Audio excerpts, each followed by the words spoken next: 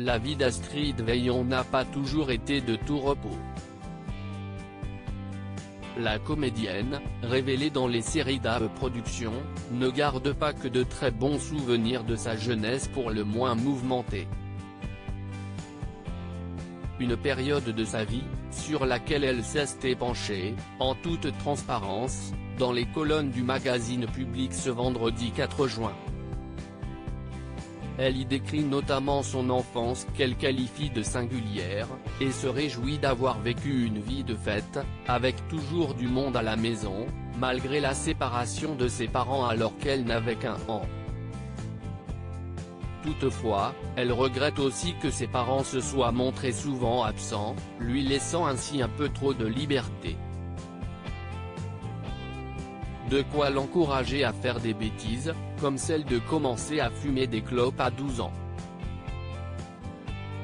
Mais si est à l'âge de 18 ans que les choses ont basculé pour Astrid Veillon, alors qu'elle entretenait des rapports compliqués avec sa mère, cette dernière a pris la décision de partir à l'autre bout du monde afin de refaire sa vie, en laissant sa fille livrée à elle-même. J'ai dérapé à 18 ans, raconte l'actrice avant d'ajouter, mes rapports avec ma mère étaient compliqués et elle est partie refaire sa vie à Tahiti, avec ses autres enfants.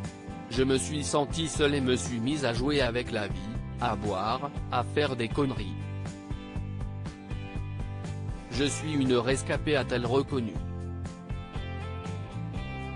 Astrid Veillon a été sauvée par son ambition. Si elle aurait pu complètement sombrer et se laisser aller à ce moment-là, si sa rage de réussir en tant que comédienne qui a poussé Astrid Veillon à se relever, soit je tentais de devenir actrice soit je crevais, a-t-elle confié à nos confrères. Et de poursuivre, j'avais cette envie depuis toujours mais mes parents ne m'avaient jamais prise au sérieux. Ça a été une bascule, j'avais touché le fond et j'ai fait le choix de vivre. Une jolie prise de risque qui s'est avérée concluante puisque plus de 20 ans après avoir fait ses débuts à la télévision, la compagne de Gilles, se distingue toujours dans la série policière Tandem diffusée sur France 3, qui est un véritable carton.